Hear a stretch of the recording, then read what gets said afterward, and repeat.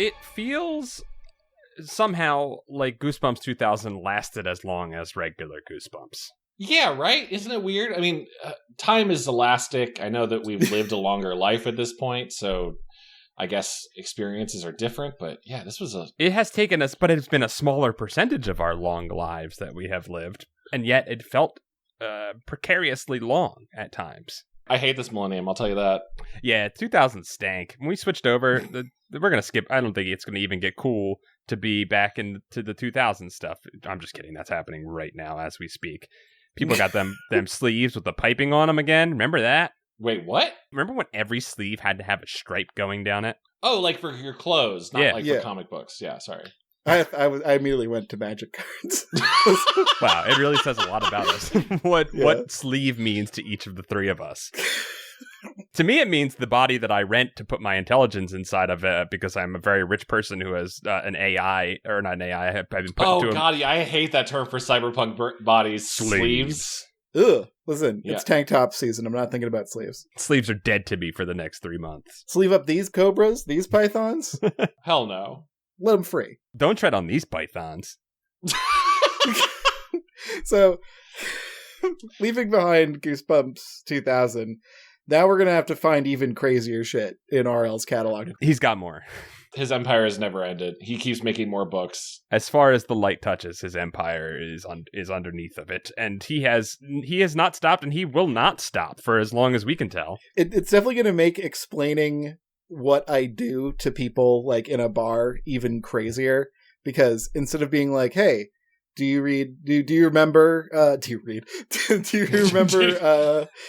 Stine's Goosebumps? And they're like, yeah, it was a big part of my childhood. Yeah.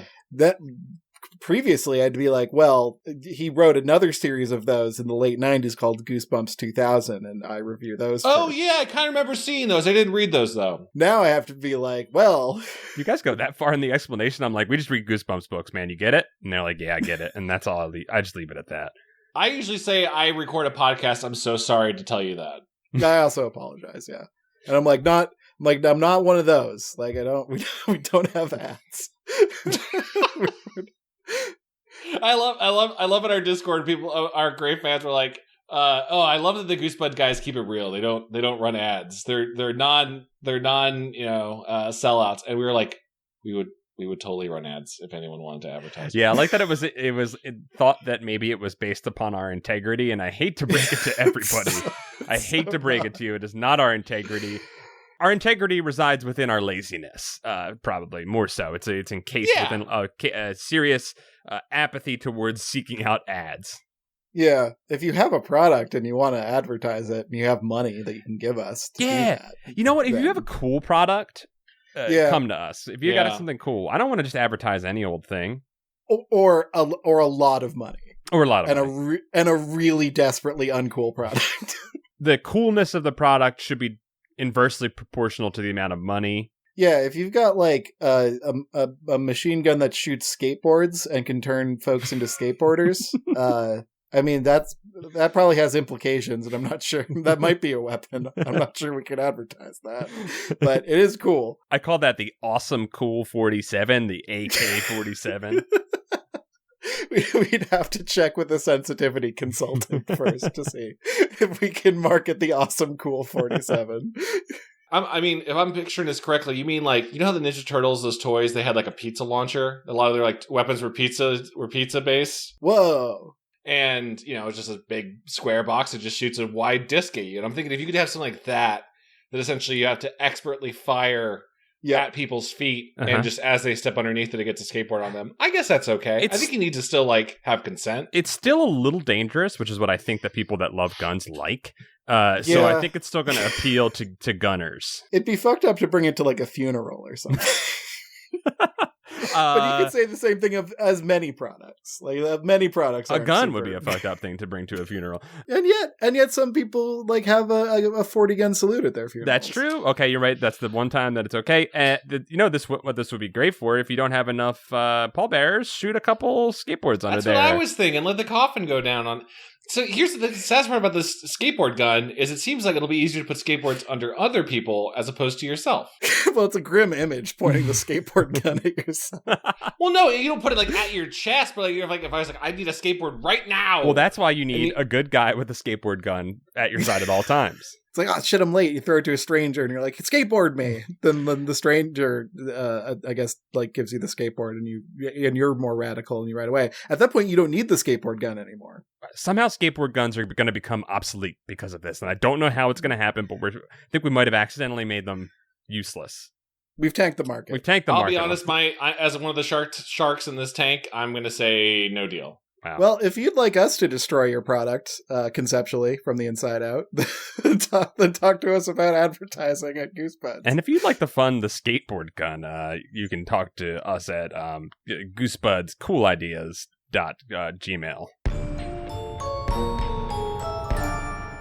Welcome to Goosebuds. If there's any precursor before this, who knows? This is the very last episode of Goosebumps 2000.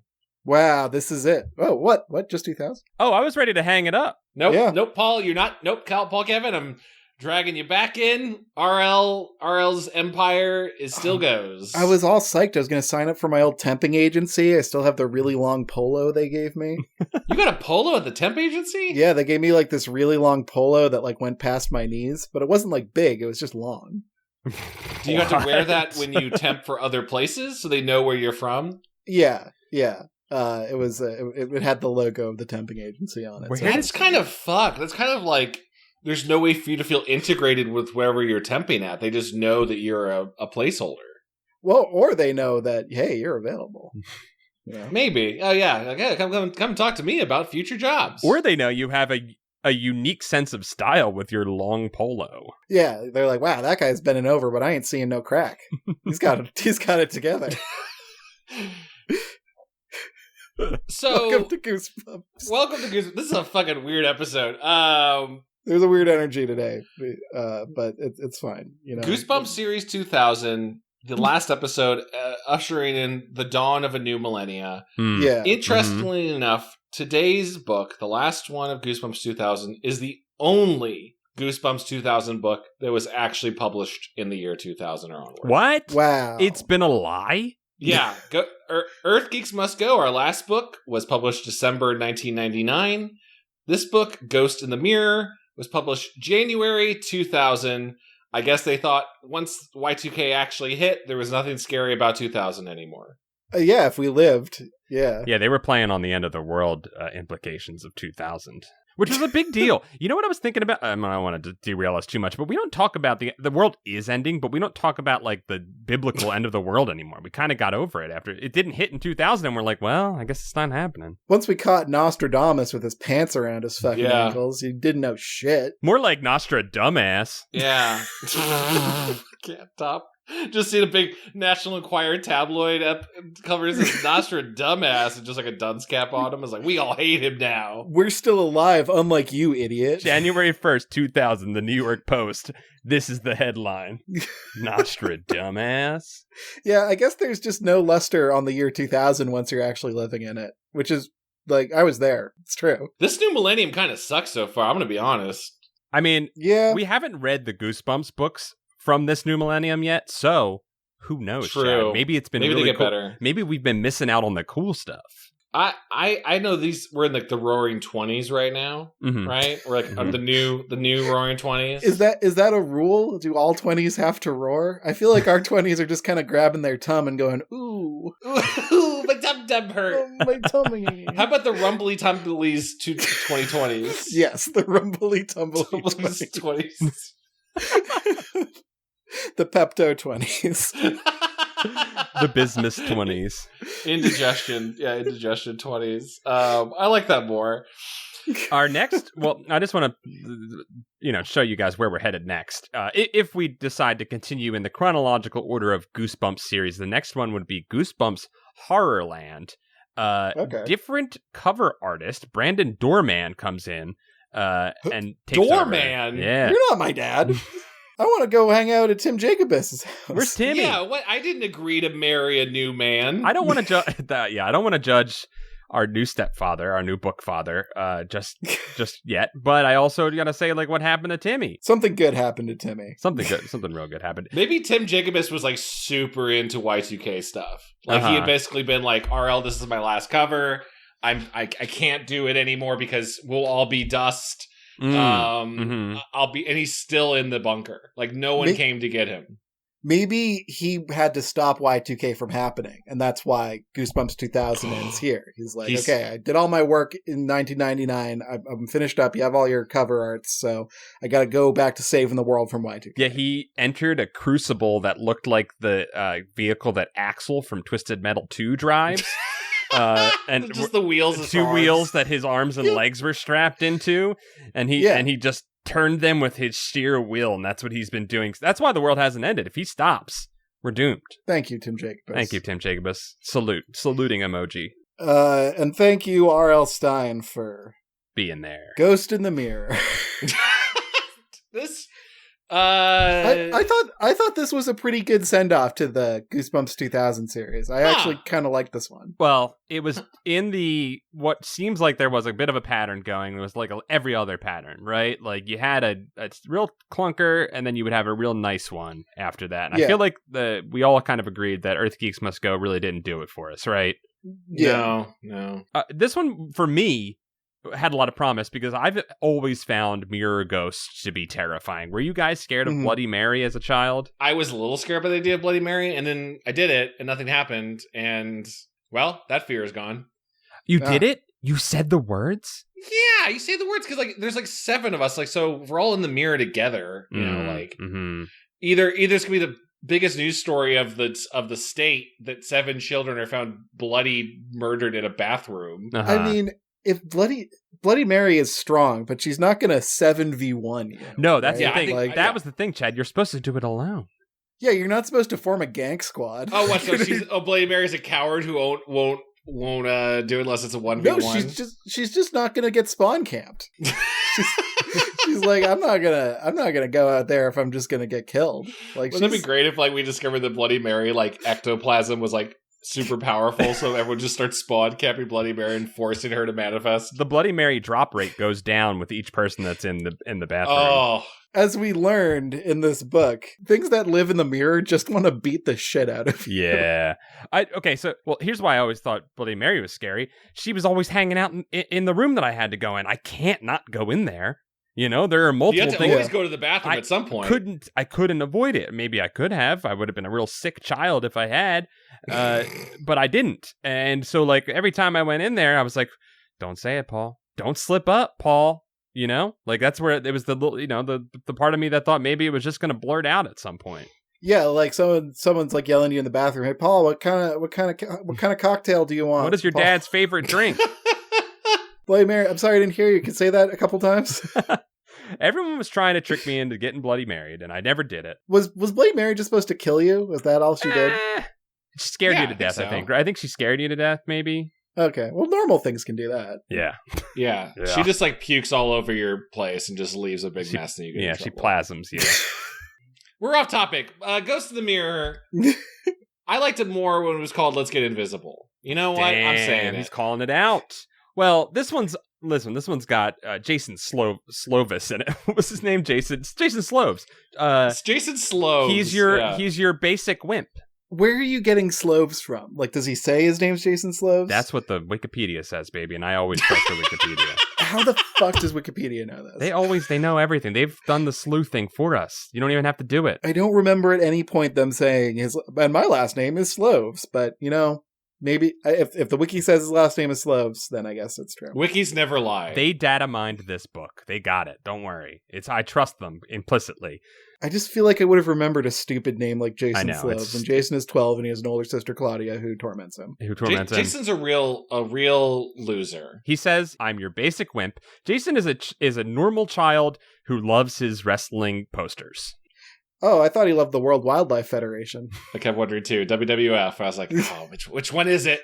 And then finally another kid's like, "You see the wrestling match last night? They fought 2 people in the audience." I was like, well, I hope that was kayfabe. I hope that was I hope those were 2 people who were other wrestlers and not just 2 people got killed. That'd be dangerous. Do they fight in the audience a lot in wrestling? Oh, and then in the late 90s, they were going nuts in the audience. The wrestlers fight each other in the audience. Yeah, I mean that's the favorite thing I love about I got into indie wrestling with ECW, with baby. Like they just dive right into that group, and you just get to watch them hit each other right in front of you. And you're like, I'm here. It's like I'm right here. I could reach out and touch them right now, but I'm not going to. It seems very Cats to me, or Hair or whatever. Like that seems kind of musical. The musical? Yeah, because they would come out. They dance and sing in the audience. Yeah. They're cats, man. You can't contain them to a stage. Now, if two cats from Cats, instead of just running through the crowd going like, "What's your favorite cat?" That's what I assume they do in Cats. They ask everyone, "Name your favorite cat." Yep. No, they just kind of gyrate. They just kind of gyrate at you. Oh, okay, well that's fine. If they actually just like had a They Live type street brawl in the middle of the aisle. Mm-hmm.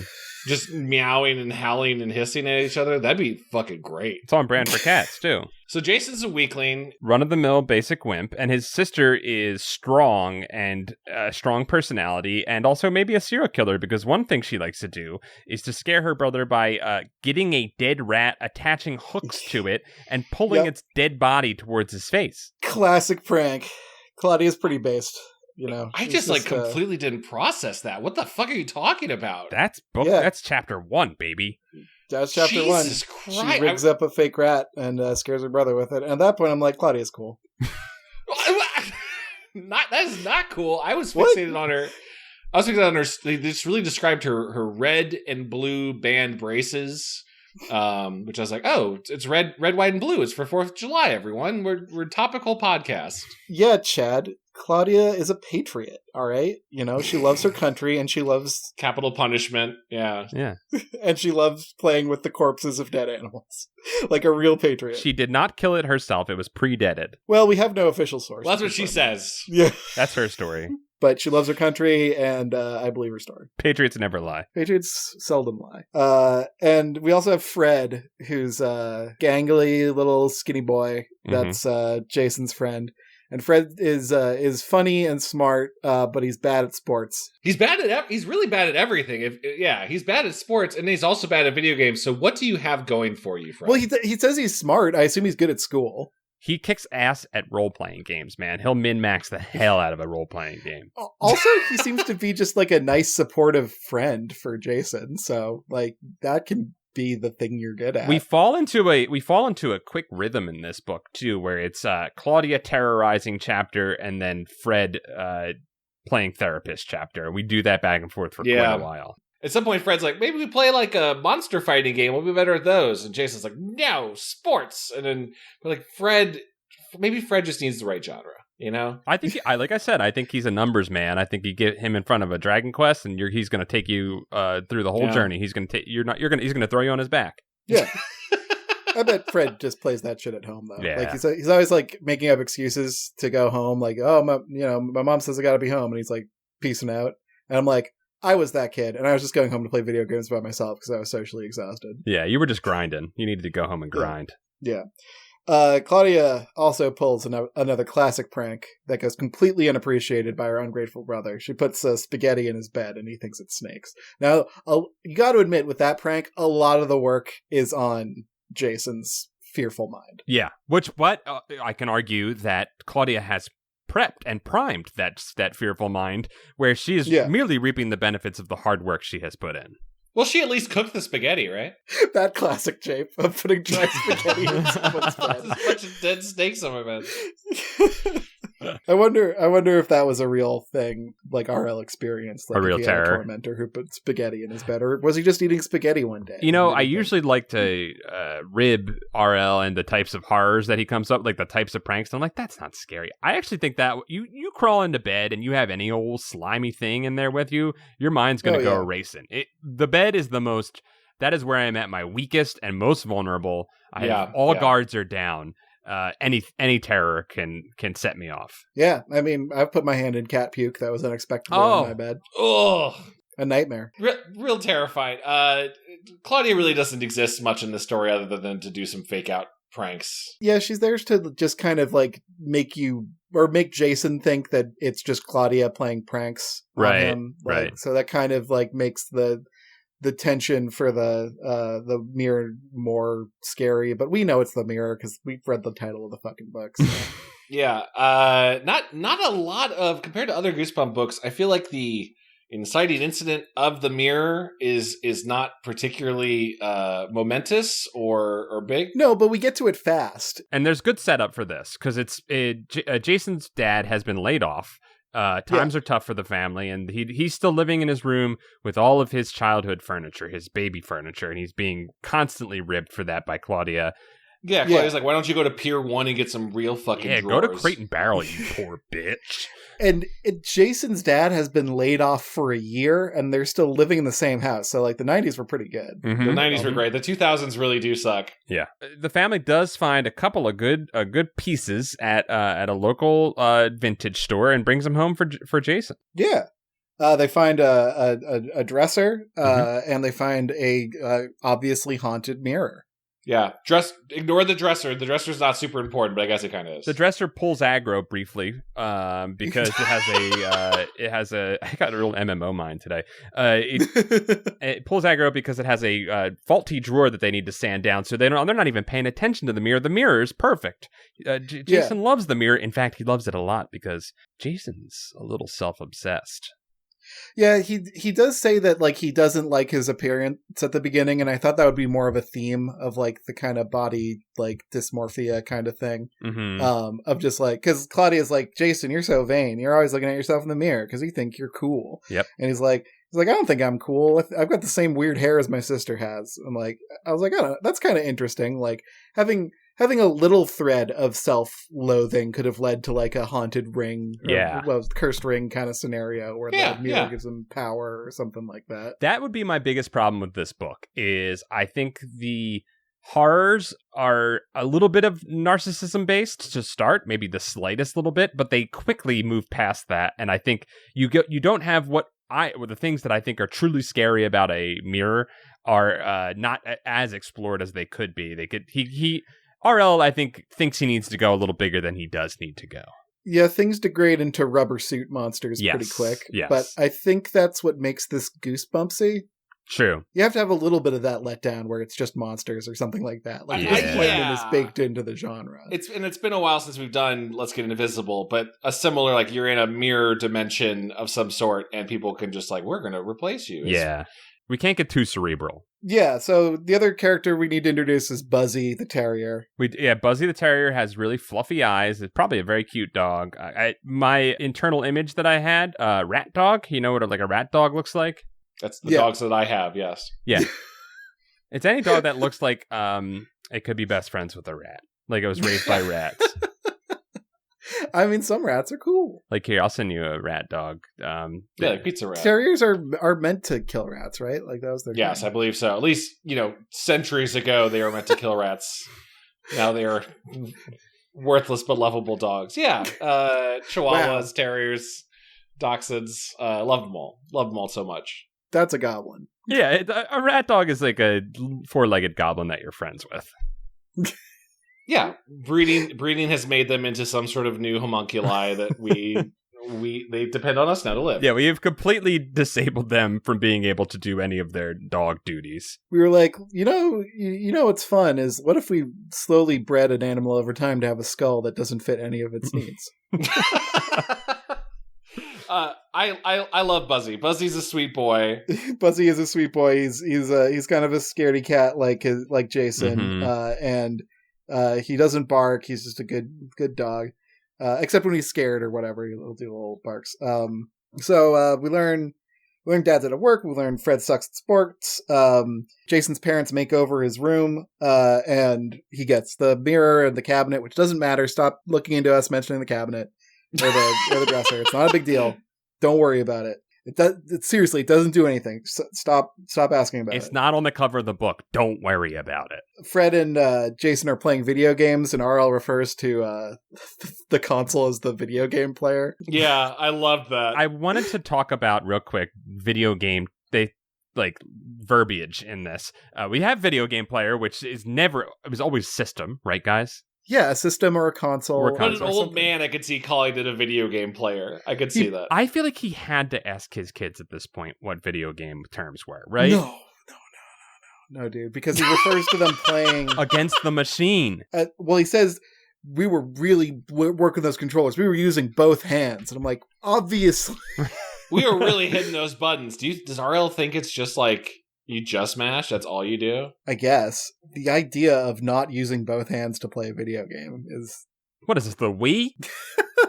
Yeah, what are you playing? Dead or Alive Extreme Beach Volleyball? You know? That's right. It did have a one-hand mode, didn't it? It did have a one-hand mode. Of course it did. Wow. They also use the term because I believe he's playing against Fred, playing hockey or basketball or something, and he's just demolishing Fred. And Fred's like, I gotta go home. I gotta grind, and he leaves. And he says, okay, then I'll play against the machine, which again, it was always against the computer, right? Yeah.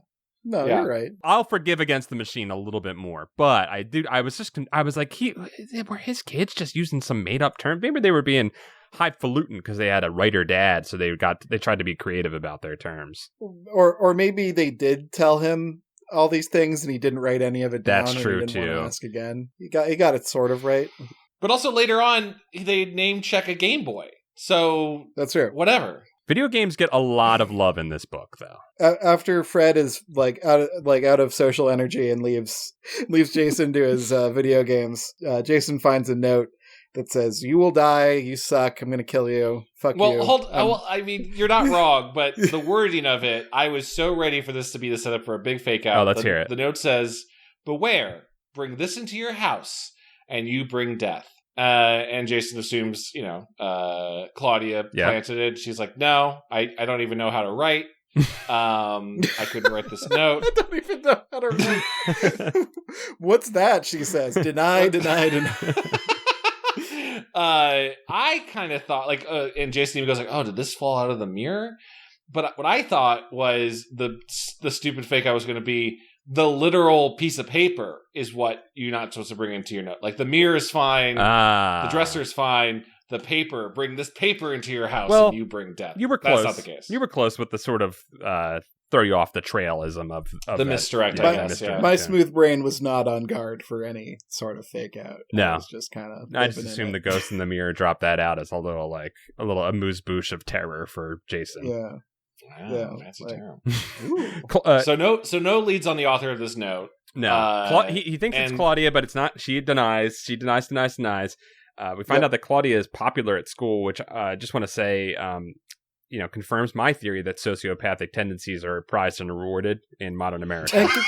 And it confirms my theory that Claudia rules and is actually Kevin. She manipulated an animal corpse. Yeah, she's gross, but it's her in-your-face attitude that I think makes her especially marketable.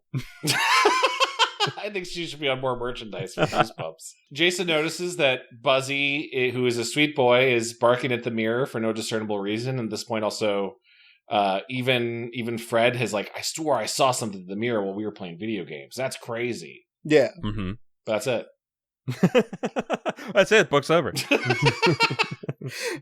And they hear Buzzy going absolutely buck wild on the mirror while having dinner, right? And I believe Jason's like, "I'll take care of it. I'll jump in front of this rabid dog." So Jason gets down on Buzzy's level. And he's like, "Hey, little guy, what's going on? Everything all right? You're acting really weird. Are you okay?"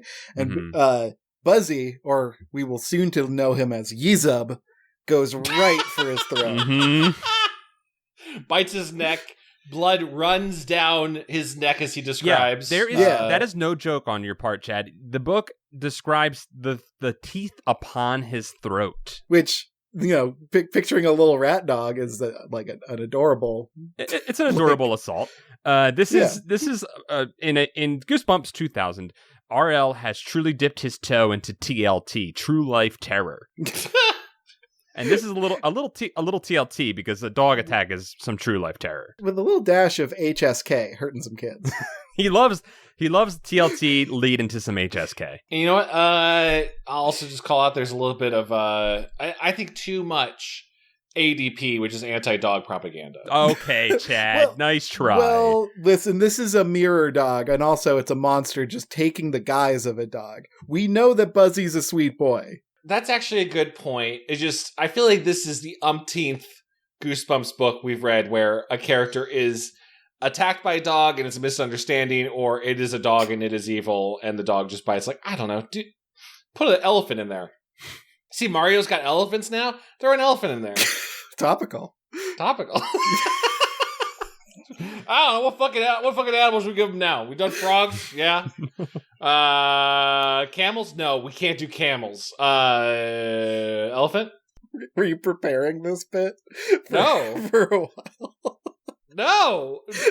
Mario Wonder just came out. Trailer came out last week. And he can't stop thinking about it. He's not thinking about it. He's an elephant now. What's he gonna do? I don't know. I mean, my whole thoughts were like consumed. I didn't even see the elephant. I was just pissed off about that fucking flower. That flower stinks. That flower can shut up. Oh, the flower that's just like, hey, over here, you're gonna jump now. I hate that fucking Tutorial shit, flower man. can go to hell. I fucking hate that guy. Kevin, are you aware that there's like in a previous Mario game, there's just a mode that just jumps for you? He's left All the right, show. moving on. He's left the show. This truly is the last Goosebutts. What one is that? Is that the phone version? No, I think in one of the Wii U or Switch versions, there's some like baby mode where like if you just this is too hard, you just hit like a block and he just jumps and like runs for you. That's fine because that's a mode. There's going to be no toggle for this annoying fucking flower. Yeah, at least and that I mode know can it. shut up. Yeah, I have to opt in to that mode, and it probably helps out a lot of people who want to play video games but can't. So I have no problem with that mode. But if that flower is going to be non-toggleable, fuck that thing. That's why I was going like, hey, did you know that if you run faster, you'll jump higher? Yes, that's all of Mario. So the dog is killing Jason. It's killing Jason. It's scratching his face. It's biting his throat, and Jason's shook. And his dad walks in and he's like, hey, why are you playing with the dog like that? He just pulls the dog off of him. And apparently the dog has super strength a little bit, but Yeah. not dad strength. No, well, that's nothing can top Dad's strength. Dad has disabled Yuzub by grabbing him by the torso and placing him in the garage to just kind of cool Placing off him for in a the bit. garage where Buzzy will live for eternity. Well, at least until we can call the vet, they say the next morning. Buzzy They're gonna like never leaves the garage. Buzzy stays in the garage, and we will check in on Buzzy throughout this book. They never take him to the vet, and if you recall, Jason's dad is unemployed. there's no reason for the dog to not be taken well, to the vet at this expensive. point. Jason notes that Yuzub has he doesn't know it's a mirror dog, but notes that the dog has different eyes, cold eyes, like a doll's eyes. Like a doll's eye. That's an old one. We haven't done that. You guys haven't done that one in a while. That was before my time. That's classic. Yeah. Yuzub is stuck within the well, Yuzub's in the garage, but Yuzub's in the garage opening that other second fridge they have and just drinking all of Dad's beers. all the sodas. He's just screaming 25-8, dude. Like he's nonstop. Yeah, he's stuck in the nether zone. Buzzy is stuck in the true nether zone in the mirror, and I believe that Jason witnesses this while he's playing video games with Fred. Correct? Yeah, Fred's back, and they're talking about how wild it is that Buzzy went crazy, and Fred's like, "That's weird," and Jason's like, "Yeah, you want to have a Coca-Cola downstairs?" Fred goes, "Hell yeah, dude! I'm just gonna look at myself in this mirror for a Yeah, sec." dude. And he does, and he comes back up with a couple of Cokes, and Fred is gone. And now we know Fred's true move was to sneak out the window because his social meter had dipped to negatives. Yep. To negatives. Yeah, he's just out. He's gone. He's done. Like, Irish goodbye, out of there. Mhm. God, I love a good Irish goodbye. And Jason's like, "Where'd Fred go?" And he goes downstairs to talk to his parents. He's like, "Did you see Fred leave?" And they're like, "No, but we're going to watch a Hitchcock movie. Do you want to hang out?" And I'm like, I love these parents. They're good parents. Yeah. I think they're in love. Like, The parents love each other. They're having a date night. They invite the boy if he wants to come. They've got good taste in movies. They're pulling out the classics to show him. They didn't say what Hitchcock. I was trying to think, like, which reference would this Yeah. be for you to thematically be tied to a Mirrorverse? But I'm not studied up on my Hitchcock, so I was wondering if either of you knew which one. I'm going to say Strangers on a Train because it's about swapping personality, swapping lives. well, that's probably it then. Yeah, that's Yeah, that's gotta good be it. ball. fucking smart. Fucking film, dude. I appreciate that the parents are doing the usual thing of like not believing the kids right when they're seeing spooky things, but I appreciated that the slight nuance in this one that the parents were like, no, it's fucked up that Buzzy attacked you. We don't know what they're like. There's no blaming Jason. Right. I feel like that's a normal thing in these books. Right. Like, Jason, why'd you instigate the dog? Victim blaming is prevalent in early. Yeah, in you're most grounded. Goosebumps. You gotta stay in your room with the mirror, Right. like or something like that. No, it's just the parents are. Yeah. Oh, that's wild. Apart from Claudia, a complex and nuanced character, the whole family is very loving and supporting. I could not stand by with this Claudia. This putting Claudia over. I will not mark for Claudia. No, yeah, I'm with you. Kevin's doing it now because he knows it rustles my jimmies. She's everything that is wrong with this country. I'm sorry. I wanted to believe in Claudia and her promise of a new America, but she let me down. A new, harsher America. Yeah, here's the question that we don't get to see. In a Mirrorverse version of Claudia, would her color bands be upside down? Would they be color inverted, like what the opposites of red and blue are? Or would they be a different country's colors? I thought this was going to end with Mirrorverse Claudia being really nice. Right, like, right. I thought it was going to be, because we later go back to school and Fred is really, really good at sports. He's like fucking styling. But I think we're skipping over a little bit of stuff. So Fred disappears, right? And Buzz and Yeah. Yzub is out in the garage flipping out. And Jason's worried about his friend Fred. He loves his friend Fred, who's caring and listens to him. And he doesn't know yet that Durf is running wild all over the place. Mm-hmm. Durf is, he's about to find out about Durf. He worries about Fred at night and he goes, I should call, but his parents hate it. Jason always defers. Jason doesn't put himself first, and that's a lesson he needs to learn in this book. And he defers and says, I'll see him in the morning, and he lets him go. And then we have a great moment where Jason is going to sleep, and Yzub is flipping out in the garage, and he hears whimpers coming from the mirror, and he goes to sleep. I think a powerful moment, a really creepy, powerful moment. And then he goes to school the next day, and he witnesses true Fred, Durf. Yes, Durf rises at school. Durf rises. I don't know how they got Durf to school. Like, I don't know, like, why Durf like kept the beast inside of him. Well, long Durf enough does to get sports, outside. so- I don't know what any of these Mirror People's long game really is, other than it seems like destroying the planet. Yeah. Sure. Look, guys, Durf does sports, so It kind of reminds me of like the possession criminal ghosts from that one Goosebumps 2000. Possession criminal ghosts. Remember where the kid possesses a rat and like someone else jumps into his body? Oh yeah, man, that was 2000. oh yeah, Yeah. that was a sick one. That one rocked. That was a good one. So I thought that might be happening, but it's just kind of like a shapeshifter thing that lives in the mirror. Spoiler alert. Yeah, well, so Durf Yeah. is at school, and let's not even think about the fact that Fred's parents, if they were doing any parenting level, should have been calling his Jason's house that night, going like, "Hey, Fred hasn't come home tonight." Unless Durf did, who knows? Durf must have gone home and like lived his life, Right. and then gone to school the next day. It looks like Durf has all of the knowledge of Fred because he knows Jason's name. Knows how to play, knows the human sport of basketball Yep. or soccer. Soccer. He's playing soccer. I swear to God, he's playing soccer. He is playing So soccer they- at this point. Yes. They go out to gym class on a muddy field, and Durf just fucking styles on everybody. He does a Pele bicycle kick. It's really He does a Pele bicycle kick. He kicks a dude so hard his head flies off, and everyone cheers. He doesn't even get carded. And he's the hero of gym class. And everyone's crowding around him, and Jason's amazed. He's like, "Holy shit, dude! That was awesome. That was the coolest thing I've ever seen. You were playing like you were possessed." Ree-roo.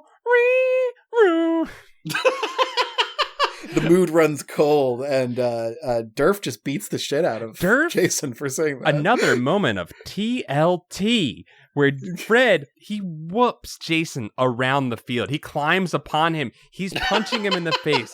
He's wailing him in the ribs. The breath is gone. Face is gone. Sight is gone. Jason's But out. I gotta hand it to Durf on this one. Yeah? He was I gotta stand Durf, What, Kevin? What are you doing this episode? Why are you celebrating criminals? Oh no. It's Nevik. Oh. Nevik is on the show. God. Durf doesn't just go so hog wild that like the teachers have to pull Durf off of him. This isn't two just of them, like two Yeah. teachers. That just shows how strong and capable Durf is. Durf is a goddamn. Well, we'll see even in a second. Oh, well, yeah. From what we see in a few brief chapters, it's lucky that Jason made it home that day. Yeah. Well, he does get the shit kicked out of him. Like, he's limping around his house, like, when he gets back, and he's feeling queasy. Mm-hmm. And RL even, like, resists the urge to use, like, the word sour. Yeah. At a point, did you guys notice that? He learned another flavor word. At one point, Jason says he swallows hard, which is, hard as an adverb. Mm-hmm. Yeah. The classic RL thing. Yep. And he said there was a bitter taste in his mouth. And it's like, wow, that's progress, RL. It took you 1 million books to say the word bitter taste in your mouth, but RL tried coffee. he had a sip. Oh, I don't care for it, but you know what? I got an idea. The fifth I'm flavor. going back to sour cocoa. Going back to my Arnold Palmers from here on out. I like the conversation that Jason has with the nurse. Again, an adult who's understanding. Yeah, she's like, well, you'll be happy to know that Fred has been suspended for beating the absolute shit out of you. And Jason, the lover that he is like, I'm not happy. That's my friend. No. My friend tried to kill me, I think. Yeah. He says, my heart does not rejoice in this. There can be no victory in this war. For I am bound to Fred, as Fred is bound to me. Hell yeah. It's a beautiful scene. Also, just to clarify again, it's the word possessed that freaks Durf out. Durf's not even possessed. So it's just kind of a weird, like, not keeping your cool thing. Well, we don't know.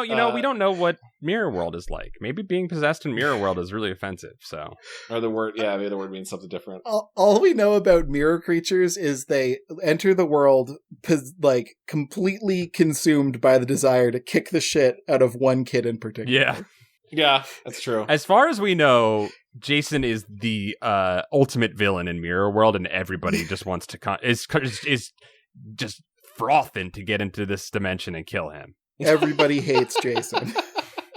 EHJ. So yeah, Jason is really taking some hits. What happens next? Shadow Buzzy shows up. He thinks he gets a glimpse of Buzzy in the mirror. There's a bit where he like meditates on the nature of fear and how it distorts perception. Yep. Mm-hmm. And in a weirdly like eloquent kind of way, eloquent for a Goosebumps book kind of way. And I was like, wow, yeah, fear really is the enemy. There's a really, there was actually a nice, nice observation that RL wrote into this when Jason comes home. He comes home into his empty house. His parents are at work. His dad's at the interview. Claudia's still at school, being popular and being the best person in the entire world. Still stand you. Second chances for Claudia. I'm coming around on Claudia.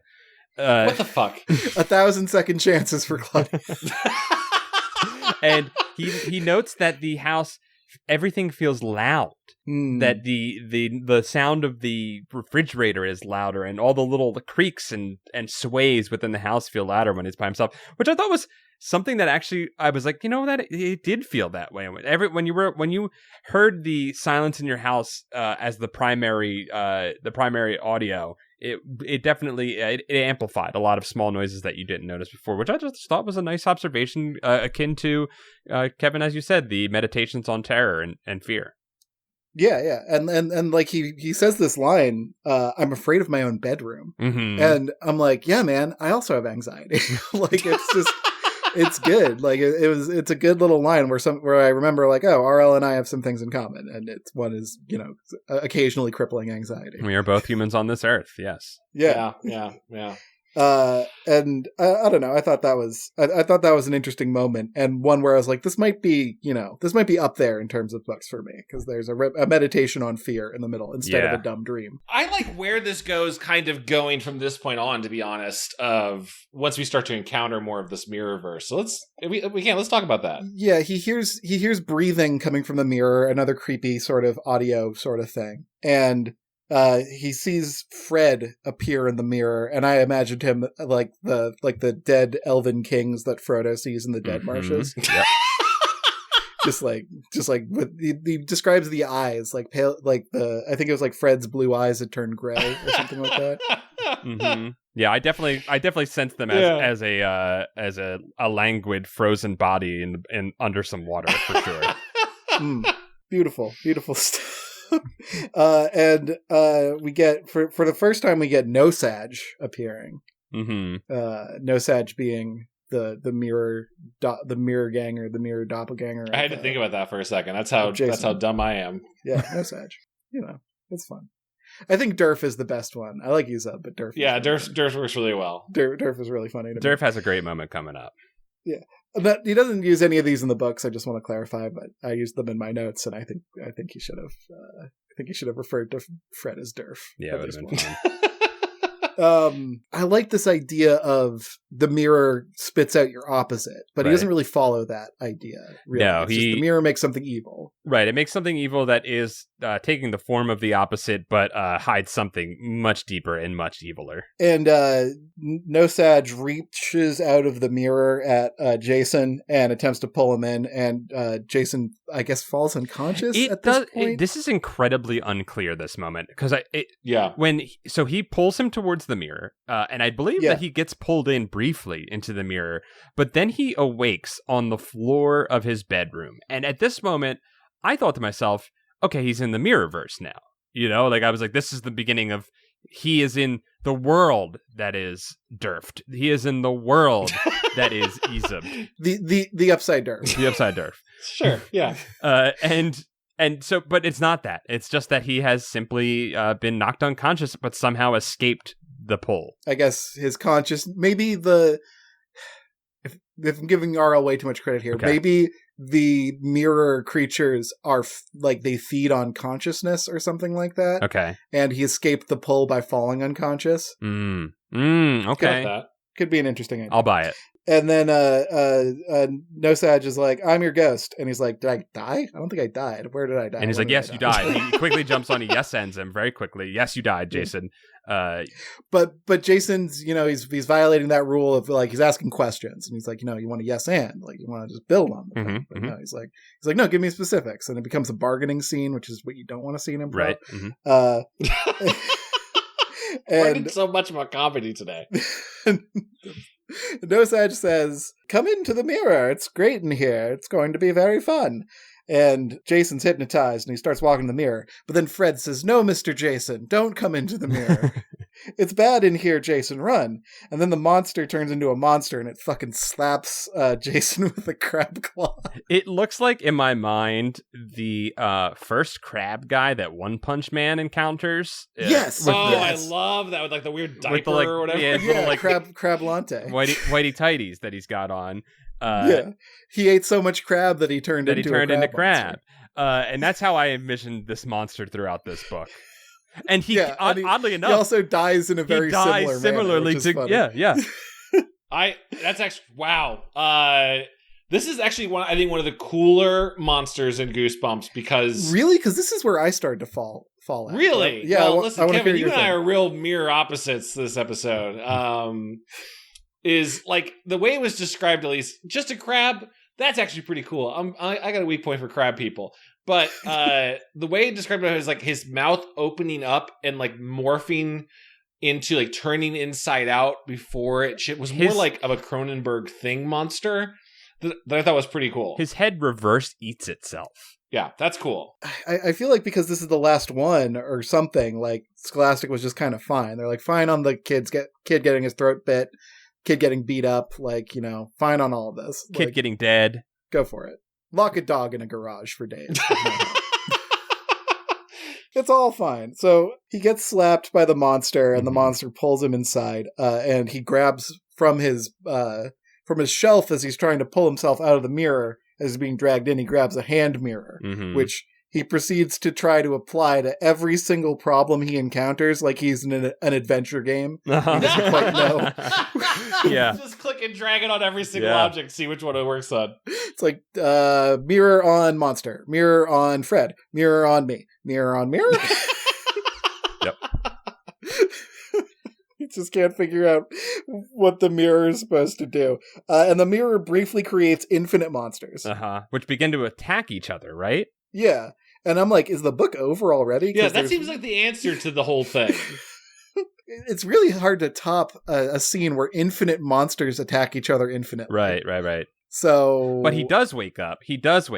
I believe he just decides, well, I should go about my day. I should just go to sleep and deal with this in the morning. Well, I mean, he does that after he calls his parents in, and his parents are like, "What? It's just a mirror." Oh, and he tries to run into the mirror, and I think that again, his parents act really nice here. Usually, the parents would insult their child or tell their child that they're dumb, but they look at each other with a concerned, loving glance because there's love in this family, and because they love each other. They love each other, and they're like, we're gonna have to take you to see somebody, Jason. Should we call the doctor? Yeah, they're being sweet about it, so they're gonna take him. They're gonna take him soon to see somebody, but he goes to bed. It's hey, ask the kid, should we take you to the doctor instead of we're taking you to the doctor, crazy face. There's autonomy. He's got a crazy face. Yeah, there's autonomy. Your brain's stupid and you're broken.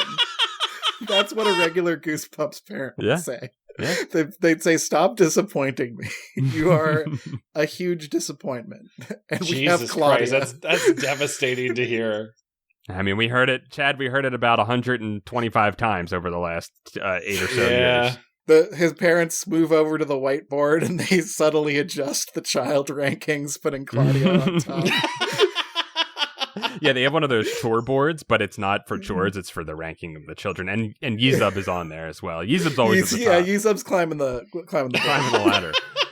Buzzy's just throwing points away, being trapped in the mirror. Right? Yeah. Even Fred's on there a little bit. He's over the house enough. Yeah. Yeah, he's been earning points collectively over time. So he goes to sleep and he gets up to go to school the next day. He says, I will go to school. I'm feeling fine. He walks out and he sees that the door to the garage has been bitten through by Yezub, the rat dog. And Yezub is nowhere to be found. And we never see Yezub again. Yezub is gone. Yezub has his own life and story now out of this world. Yeah. Yezub is just loose. Yeah, and it gets better because he goes around the corner to walk to school, and he thinks about his dear friend Fred, who has abused him recently, and he sees that Fred's house has been defaced and defiled. Yeah, and there is Durf himself standing midst the street with a full-ass car with people inside of it over his head. He is hulking out, and notably, all of the glass in Fred/Durf's house has been shattered. Yeah. I love that detail, implying that, like, reflections are bad for them. Mm-hmm. Yeah. And you know what a fucking car has, dude? Mirrors. He hates this mirror. Yeah. Cops show up and pull guns upon Fred. And Jason says, well, better go to school and live my life normally. Yeah. What? This is insane. He leaves it in the background. He leaves the most interesting thing to ever happen in Goosebumps. He turns his Walkman up all the way, but it can't drown out the gunshots leveled at his mirror. Sirens and gunshots in the background. A tire aflame runs past rolls him. by him as he's walking to school. This is no longer just a thing that Jason and Fred witnessed. Now the whole world is in on the mirror invasion. This is the best part of the book because he sees this, he goes to school, lives his normal-ass student life, comes home, has dinner with his family, goes upstairs, no one says anything. We have the dinner scene, and nobody says anything about around the corner, the car throwing, and the cop gun shooting. In Jason's defense, when he saw Durf lift the car, he said, Fred, no, you'll get in trouble. He did his part. Yeah. He tried. And Durf said back, trouble is a fake idea, as he unhinged his jaw and started eating the car. I just heard a new song, and I learned that there are no rules, he says to Jason. Shut up. Also, the people trapped in the car are, like, slamming on the windows. Just roll the windows down, my guys. Like, windows go down. That was the problem. You don't have to bang on the windows. That was the problem. Yeah. I'm saying Durf did nothing wrong. Wow. He's pretty cool. Okay. Yeah, I mean, listen, Durf is one of the more interesting monsters, I would say, because he does start to kill other people, or at least fight them. He's just a skinny 12-year-old with Hulk strength that wants to kill one kid really bad. No, but he was also just, like, killing those people, right? Well, he had prepped the car to throw at Jason. obviously. Oh, that's true. They did say he was going to throw it at me. That's kind of wild to think he was just waiting there like a Wile E. Coyote with a car, just waiting to. He saw the opportunity to efficiently take out a couple of mirrors and the child that he hates. That exists Yeah, in that's this what I'm saying. I like about Durf is his in-your-face attitude, and he's efficient. Nevik reigns supreme in this episode. Put him on a shirt. So after he ignores these incredible events, and this is the last time we see Durf as well. Durf's fate unknown. Can the cops stop him? Probably not. It's in the wind. The kill count is rising for Yzub and Durf out there as we speak. Also, yeah, if Durf does want to kill just Jason, he doesn't even pursue Jason. He's just like, damn it. And it just stays there in rampage mode. Well, Jason is a Crabman killer, and he knows not to mess with Jason after what happens in this next scene. Yeah. Because Jason decides he's going in. You know, he's got to go inside to figure out what's happening. He literally says, one more time. One more time. He's like, I'm going back in, baby. He grabs his tiny mirror, which he knows he can apply to every situation and potentially get a solution from. So far his inventory is a dead rat, hand mirror. A dead rat with a string on it. With a string. Dead rat with a string on it, which might be part of the puzzle later, and then just some, like, cold spaghetti. Yep. And a lifetime of fighting back against a serial killer. Yeah, now I'm realizing that I'm just adventure gaming my way through life, applying anxiety to all my problems. Just rubbing anxiety on everything doesn't work. Will anxiety solve this? The anxiety does nothing. But it keeps duplicating itself in my inventory. He goes into the mirror dimension, which I was finding kind of hard to picture other than just cold and smoky and black. Mm-hmm. But he eventually falls down a pit where he finds real Fred, and the sweetest, most 12-year-old boy moment happens where they high-five each other in the mirror dimension. It is a really nice, that was a very nice moment. Like, it was just like, let's just, like, I think that's something that RL doesn't do enough. He does sometimes too much, but he does it without any purpose. And this time, it doesn't really have a purpose other than to endear us to these two children, it's just a nice moment. And let's not forget, running around the mirror corridor hallway is real Buzzy. Real Buzzy's there. So scared, and he's whimpering, and he's curled up in a little ball. Oh my God, Buzzy was breaking my heart. Just back to the high five really quick. Not to diminish Buzzy, because Buzzy's a good boy. And he's a sweet dog. But I thought the high five was great because it's a clear marker of the times. Mm-hmm. Lord of the Rings had not been released yet. They didn't know you could just hug your bros. Right. The books were out, but the movies had not. The soft man love of the Lord of the Rings movie was not prevalent yet. Yeah. That's one thing to read about two men hugging, Chad, and it's another thing to see it. You got to see it to believe that it's possible. You're like, well, this is fiction. Two men can't hug. But then when you see those actors, you're like, oh. We're visual creatures. I can hug my boys? You can hug your boys. But if you're not ready, you can high-five them to start. And that's what these two do. I love the high five. I thought it was very Bill and Ted. It's great. Like meeting in a mirror dimension, falling down a pit into mirrors, all to like end in a high five. Dude, you're alive. Yeah. Like, great. Following the Bill and Ted, Jason did not really have an escape plan thought through for this. He kind of just went through. I thought maybe at least tie a rope around your waist before you go in. Mm-hmm. But they are stuck. Kevin, I think you're probably about to say. Yeah. They're stuck until Jason tries the most obvious thing in the world where he pushes a mirror. And he just makes a way to get out. To which Fred responds, wow, I should have tried that. Then he makes his way to the mirror that connects to his room. And they try to break it. He tries to smash it with the hand mirror. But they can't get through. No. Then he uses the pocket mirror to duplicate Fred 5 times. And all 7 of them attempt to break the mirror. And Fred Prime is like, we couldn't do this if we had 1,000,000 Freds. And the other 5 Freds shrug and walk into the middle distance. Like they just walk off into the horizon. They just leave. Well, now I have sentience. I guess I'll just live here in the mirror dimension. Horse with No Name starts playing, and they just they go off on their own adventures. Their own separate adventures, I guess. They don't want anything to do with each other. It did seem like a flaw to make copies of the person you already established is weak. I thought it would be really funny if one of the consequences of all of this mirror disaster stuff was that Fred now has 5 identical siblings that his parents have to. Yeah. Oh, that'd been great. The Fred boys. The Fred boys, they start a sports team together. Very Fred bad. with different D's. How many Yeah. D's in their name?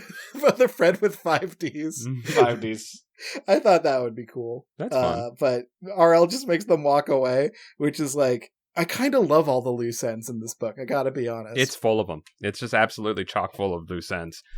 I like loose ends when I play Space Kings too. Like I like just, having a thing go off somewhere else. I don't know why. It just kind of makes things seem kind of real. Yeah. Because like sometimes you don't get to see the end of someone's story or whatever. Yeah. Life's full of loose ends. But then you can always pull it back, like in a later adventure, like oh, you hear hoofbeats and it's the 5 Freds approaching from the east. Right. If we read Horrorland, Goosebumps Horrorland, and at some point 5 Freds show up. I will retroactively say that every Goosebumps book has been a pure world-class work of art. The 5 Freds show up and they're in like their mirror armor. Because they've been on like countless journeys. They can make more copies of themselves. Hell They could yeah. die in battle. Yeah. Oh, Paul, are we admitting that Goosebuds and Goosebumps by extension is art? Are we artists in this realm? Yes. Is RL the progenitor of all artists? And Claudia his greatest creation? Who's to say? You had me until Claudia. Who's to say? Well, now it's kind of weird that you're not on board with Claudia because she rat corpse, dude. Come on, man. well, I mean, she didn't say she was sorry about that, but she did make an apology video about it. Sure. Yeah, she pulled out her ukulele and made an apology. We should bring this thing in for a landing real quick, guys. Let's land this thing. So Jason points. He does science and points his mirror at another mirror, which does like a sun focus on it and begins to burn the mirror. He burns a hole that into his own dimension. Fred climbs through. He hands Buzzy through, but before he can get out, Crablante shows up again. Yeah, Crab Jason shows up and starts fucking things up. Fred's already gone. Fred's like, social energy exhausted. Get me out of here. My introvert batteries are exhausted. I have to get home. Fred is back home with his Neo Geo that he's never told Jason he has. That's for him. We didn't even mention the part where Cassandra or Cassie or Claudia came in and just took the Game Boy while they were trapped in the mirror dimension and left. Didn't do anything. Yeah, another based move from Claudia. Claudia's a gamer. Yeah. She saw that Pokemon yellow cart in there and was like, ooh, I'm out. I'm going to overwrite your Pokemon saves. Oh my god, what a fucking monster. So Jason's in the grip of Crablante and is like trying to punch him with the mirror again, apply mirror to object. Mm-hmm. That doesn't work. So he reaches out with his hand at the quote tennis ball like eyes of Crablante Jason, and just grips it and rips it. Crablante Jason is just exploding yellow pus everywhere. It's insane. Viscera erupts from those holes. Coats the room in yellow slime, and he's able, in this moment of weakness, Jason is able to shove Crablante Jason back into the mirror dimension, and then his mom walks by being like, "What's the ruckus?" And he's like, "Fuck it," and he smashes the mirror. Kind of epic. Yeah, it is. It's actually like I love. This is one of the rare occasions where the child actually solves their problem for themselves, which I thought was interdimensional very nice. Monster goo dripping from his hands while he does it. It's sick as hell. It's metal as hell. Claudia shows up with a zinger. That's 7 years bad luck. I fucking put down the book and started clapping to an empty room after that, guys. I love Claudia so much. She's fucking hysterical. I've come around. Claudia rocks. Yeah, Claudia rips. 10 out of 10 for Claudia. Whatever. Fine, Kevin. Claudia for president. Claudia for fucking president, dude. I don't care. Whatever. Yeah, she's for America.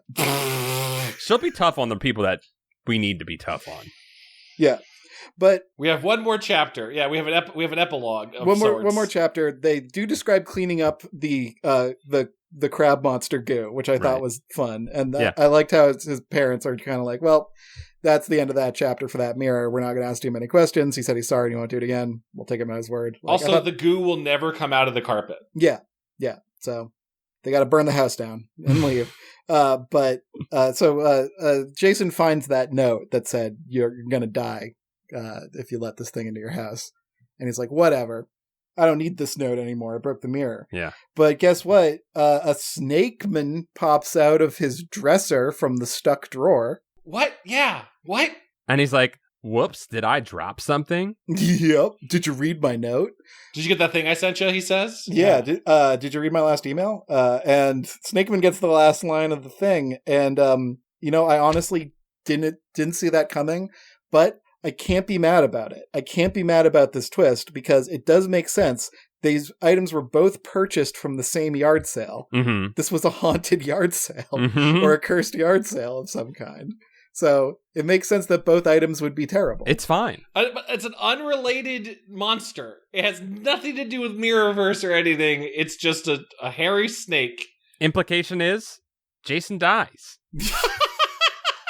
And Claudia Lives. Yeah. Claudia Sure. Yeah, lives. fine. That's how that book ends. Claudia, also an author. We left out the part where Claudia is writing a book called Ghost in the Mirror, or The Haunted Mirror. The Haunted Mirror is the name of Claudia's Right. work.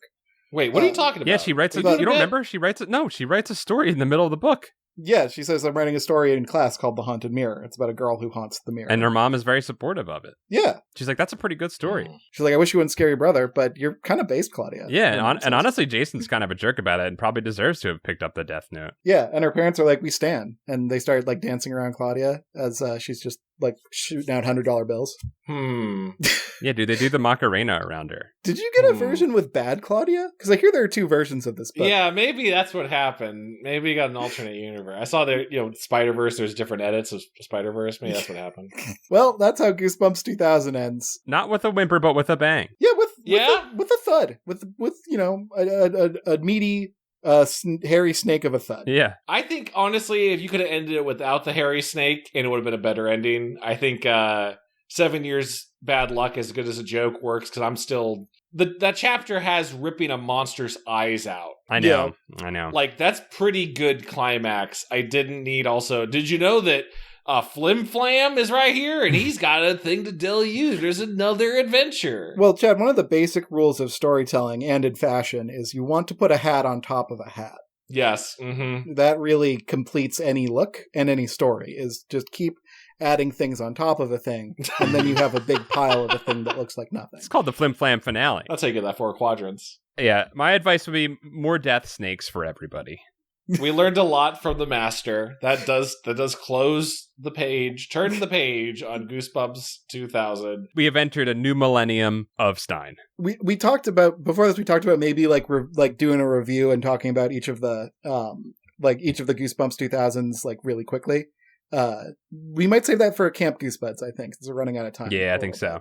So I'd love to like run through, like just do a walk down memory lane of all the Goosebumps 2000s on a Camp Goosebud sometime. You know what we didn't talk about? I just want to just reiterate something that really stuck with me about this book. The number of times Jason, in his mirror or in the Mirrorverse, looked upon his WWF posters longingly and felt comfort by them. That was how he returned to his center. That was how he returned to the now, was looking at his WWF I wish he had posters. used one of the wrestling moves on the crab monster. He kind of did. He did like a double eye gouge on it.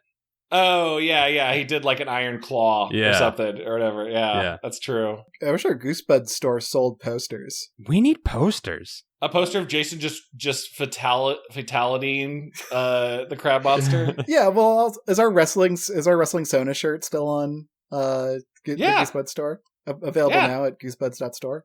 Yeah, Goosebumps.store. You can get a bunch of cool merch, including us as wrestlers. That would make a cool poster. I wonder if other people agree. Bookmark the website and keep an eye out for posters that might show up there. Like, comment, and subscribe if you like posters. Yeah. We mentioned Camp Goosebuds, which is a bonus episode of we do every month, not on our normal feed. If you want to get access to that, Paul, how would you do that?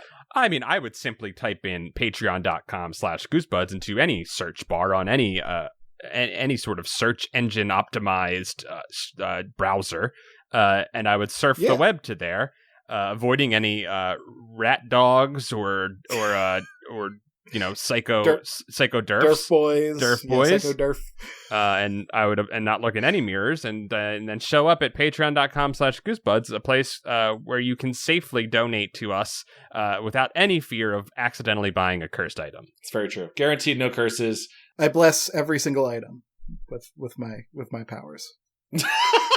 With the powers of Ice Church. And it should a curse slip through, I can guarantee you that the mirror versions of us, of Luop, Nevik, and D-Hack. and Das.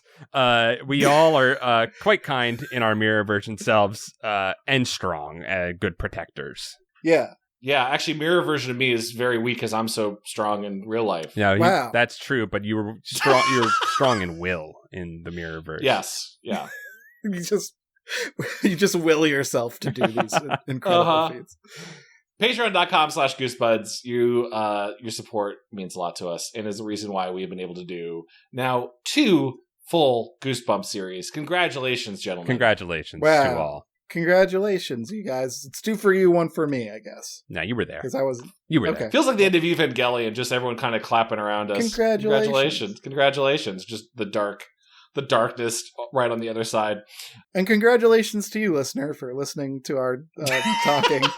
Thanks for being here with us and supporting our show. Yeah, we're gonna keep making it. So it's not the last episode. No, yeah, we'll be back. I think it's worth noting because we're kind of like talking about, will we cover Fear Street next? Will we cover Horrorland next? Will we jump around? Horrorland, Yes. the series, did not start getting published until 2008. So yeah, that means there's 8 years of no new Goosebumps in the early 2000s, which is kind of crazy. Well, I'd love to hear from our patrons as to where we should go. Yeah. And if you'd like to let us know what how bad life was when there were no new Goosebumps books, because you probably lived through those times, tell us about that too. Yeah. Fun thing about Goosebumps Horrorland, real quick thing, it is a serialized story, guys. We're in for some character development. Oh. Yeah. Whoa, Oh. what? Yeah. So problems that exist in one will carry over to the next, like Deep Space Nine? The first 10 books are a self-contained storyline. What? Yeah. Okay, I'm actually a little excited for this. Yeah. Yeah. But if you listen, you're like, I hate this. This serialization scares me. I want episodic. You better let us know on Patreon.com/goosebuds. Yeah. You better let us know. And, if you let us know while you're wearing a shirt, then we'll take you extra seriously. Yeah, you get double vote. All right. Anything else to mention, Kevin, Paul? You got anything you want to promote, plug, recommend? I'm doing a game jam this month, so keep an eye peeled on supertry.itch.io if you want to play a fun video game. And as always, if you want to support me, you can go to spacekings.space or book.spacekings.space, buy a Space Kings book, play a fun tabletop RPG with your friends. Or you can go to givekevinmoney.com, give me some cash, and you get to read my game design thoughts, and you get little secret video games that no one else has played, and you get lots of cool stuff. So that's the other thing you can do. But yeah, supertry.itch.io. I concur with that. Thank you, Paul. Watch Continue Show, Paul. I concur with that. Why am I being? I was just nodding silently, going, "Yes, I agree." Yes, good. Yes. Yes, good. I would tell you to go watch my new show, Star Trek Prodigy, but it's been pulled from Paramount Plus, so it's not available. Go pirate online. Yarhar. Yarhar. Yarhar. Fiddly. If Chad's show can't be saved, it should be pirated. I agree. It should be saved to your hard drive. It should. It's what the crew of the Protostar would want. Until next time, we'll see you then. Yeah, keep on goosing it. Our classic send off. Until next time. See you then. Goose you later. Squeeze out a good one for me. Camping by the fire. Goose. Bye. Okay, bye. Toodaloo.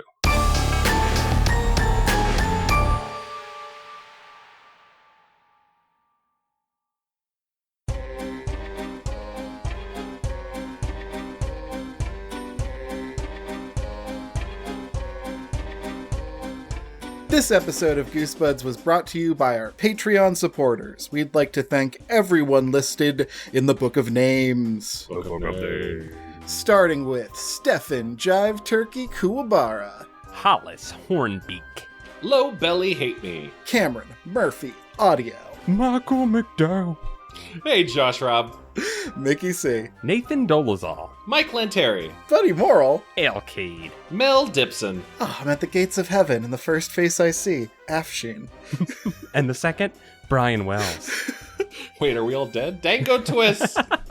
Zenticles pours their cup onto the ice church floor. Yes, melt the floor. No, it adds to the ice. But what temperature was the water? Stealth Bates. Robert Moon. Jason Crooker. Clay Castle. Miguel Pardo. John Keaty. Calf. Justice for Paranoia shop content. I think it's still available online. If it's not, ask the Juggalobalists. Or Gregory D. Warren. Or Alan Saylor. Maybe ask Cody Redfield. Bradford Coulter doesn't know what you're talking about. Unrelated, Aiden pledges their hammer to Dwarf Daddy Kevin. Yay, thank you, Dwarven child. Jaw Slinks. Chosen One pledges his cadre of musketeers to House Kevin. Thank you, musketeer children. Levithan believes that House Kevin grows too strong. Wow. Up in Champ believes in checks and balances as well. That was mine! Jonas Eggman! All right, now Kevin goes. Carl. Anthony Mulberry. The John D. and Catherine T. MacArthur Foundation. Elusive Koala. Yanni Markovina. Brooke X. Jesus Christ. Christian Van Skeever. Drew Applegate. Jeremy Lowe. Brian Hobgood. Zach Connor. Patreon _donator, yo. Joe Spooky Digital Ghost. Tierney. Tom Whittam. Andrew Jadzak says, hey, relax and have a good time this summer. Thanks, Andrew.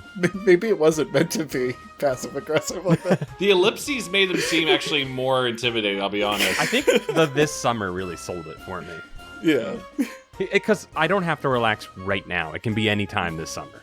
Hey, relax. Hey, all relax. This summer. Don't put it off all summer, though. Relax a little bit. Get it started. Get it started with Lord Cornwallis relaxing. Hey, take it sleazy. Carson Birkenbean. Put on that smooth jams off the new Murphy P. Take a flight to Fancy Town with Alicia Grafe. Tevin Ticklebean brings death to tyrants. Sean Minogue. Rushy Glenn. Wiggle it. Luke LaFontaine. Chip Handsome. Matt McClellan. John Barber. Sarah Camp. Tanya Turtle. Jonas Blotterman. Juan Jalapeno. Keith Halcrow. Timothy Misadulakis. Clay McCarty. Parker Lee. Ham _boat. Hey, it's Paul Grasso. Ah. Hey, man. Raymond Hernandez. Flemele. The Crow Fans, but prideful. Matthew Sutton. Happy Pride. Pride's all year. Joe, regular name Scott. Alex Moon, the robotic dog. Jeffrey Owen Cahy.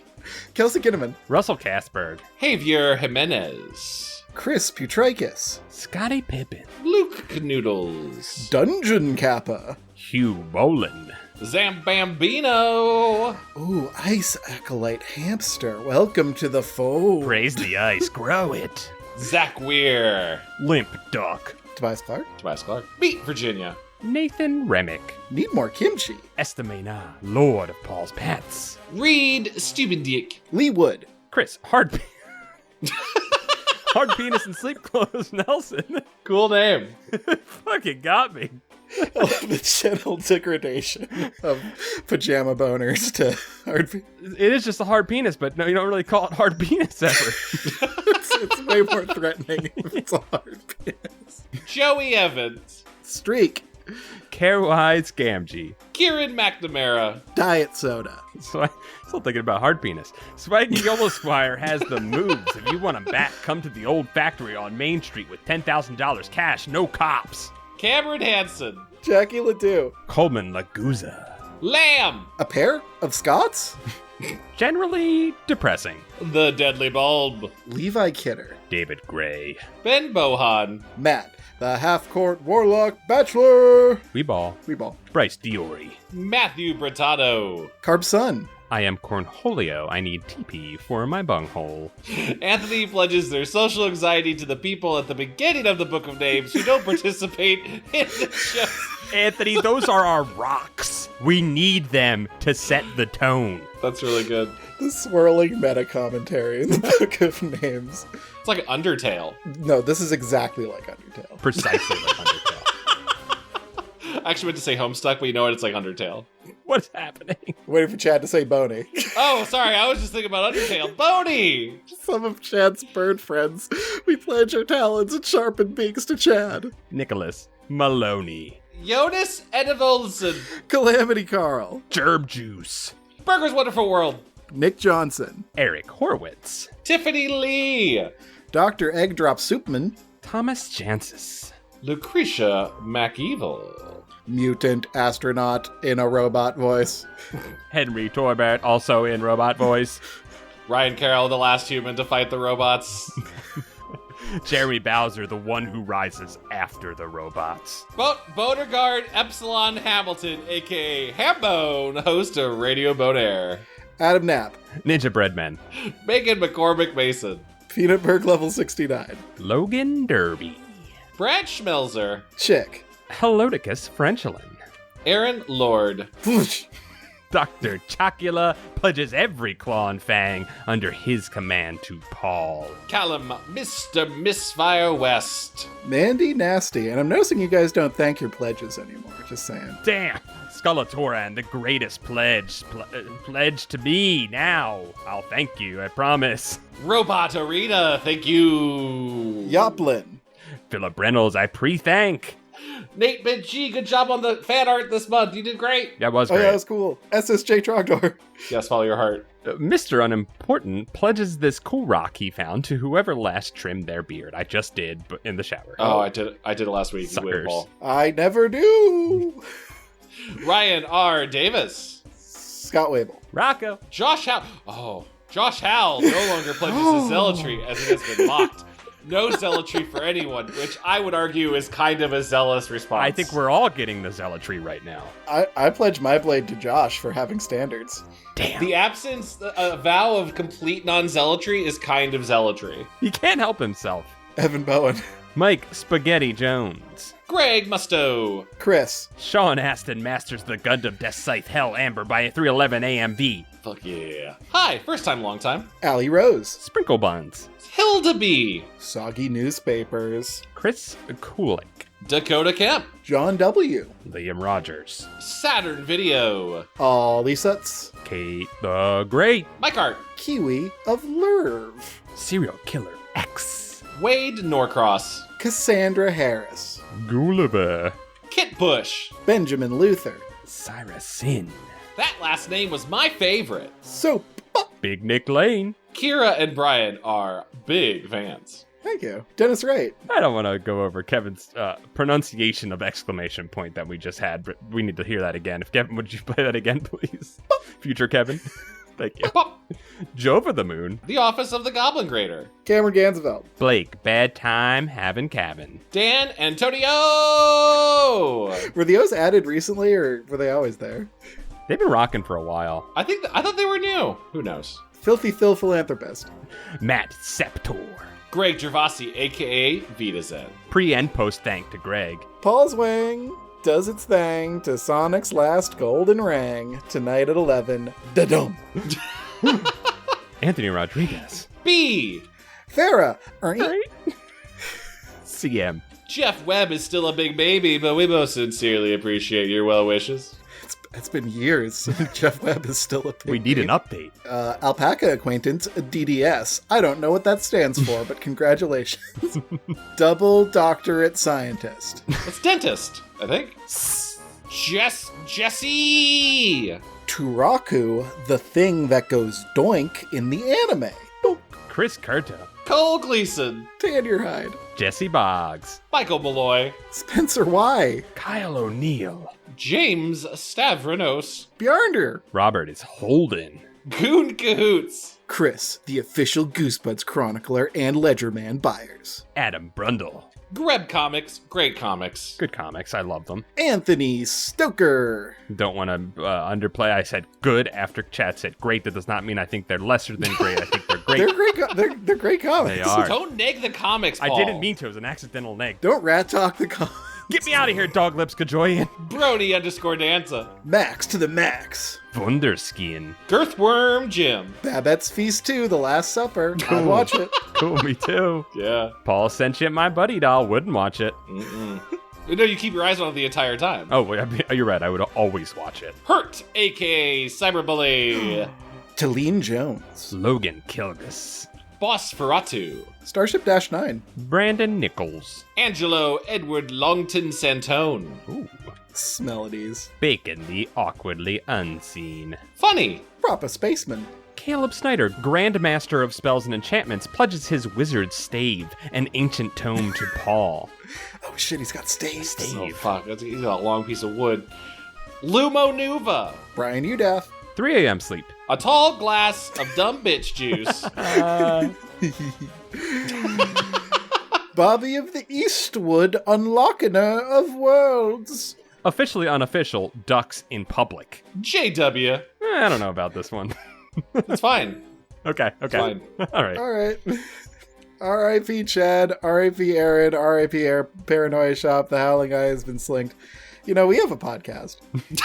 You're listening to a podcast. You're listening to it. Seem to be focusing a lot on podcasts that don't exist anymore. I think it's online somewhere. Nowhere, Lucas. Brian Storrow. LOD. C.L. Reagan. And now, welcoming to the Book of Names, where you'll be immortalized forever and your pledges will all go to me, because I said so now, Psychosis. Hello, hi. And hello to the Book of Names, Kyle Welch. Love your juice. Welcome, Sterner Stock.